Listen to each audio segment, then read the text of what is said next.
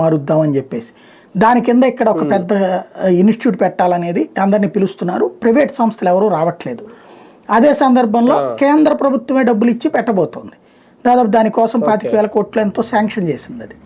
కాబట్టి దాని కింద వచ్చేటటువంటి దాన్ని ఆంధ్రప్రదేశ్లో పెట్టమని అడిగితే బాగుంటుంది లోకేష్ గారు. నేను ఆ రోజున ఒక వీడియో కూడా ప్రస్తావించాను, చేస్తే బాగానే ఉంటుంది ఇది అనేది. లోకేష్ గారు వెళ్ళారు, ఇప్పుడు అదే అడిగారు. ఆర్టిఫిషియల్ ఇంటెలిజెన్స్ కేంద్రం ఆంధ్రాలో అంటే దేశవ్యాప్తంగా 5 పెట్టబోతున్నారు, దక్షిణాది నుంచి మాకు ఇవ్వండి ఛాన్స్ అని చెప్పేసి అడిగి వచ్చారు. దానికోసం వెళ్ళారు, గుడ్ అనుకున్నాను నేను, మంచి కాన్సెప్ట్ అని. అయితే ఆ తర్వాత చూస్తే ఫస్ట్ వెళ్తున్నారు, దానికి వెళ్ళేసి సాయంత్రానికి వచ్చేస్తారని వచ్చింది ముందు షెడ్యూల్ వాట్సాప్లో వచ్చినట్టు. తర్వాత చూస్తే ఇంకొక 3 కేంద్ర మంత్రుని వాళ్ళకి కలవబోతున్నారు. రాజ్నాథ్ సింగ్, ధర్మేంద్ర ప్రధాన్, కుమారస్వామి, వీళ్ళందరూ. ఈ శాఖ లోకేష్కి సంబంధం కాదు.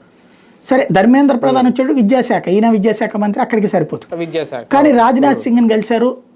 కేంద్ర సంస్థలు ఏవైతే అంటే కేంద్రం ఇప్పుడు టైఅప్ అయ్యి రక్షణ సంస్థలను పెడుతోంది కదా దేశవ్యాప్తంగా. రక్షణ సంస్థలు ఉత్పత్తి చేసినటువంటి వాటిని ఇతర దేశాలకు ఎగుమతి చేస్తూ ఉండటం వల్ల ఆదాయం వస్తుంది. ప్లస్ అనేక చిన్న చిన్న కంపెనీలు దానికి యాడ్ అవుతూ ఉంటాయి. ఆంధ్రప్రదేశ్లో రక్షణ కంపెనీలు ప్రోత్సహించండి, మేము ప్రిపేర్డ్గా ఉన్నాం, భూమి కావాలంటే భూమి ఇస్తాం, ఇదంతా అక్కడికి వెళ్ళి కలిసి చెప్పొచ్చారు. అట్లాగే ఈ ఉక్కు శాఖ మంత్రిని స్టీల్ ప్లాంట్ గురించి మిట్టలకి అదే వీళ్ళది ఉంది కదా ఇప్పుడు అక్కడ పెట్టబోతున్నారు కదా అనకాపల్లి దగ్గర.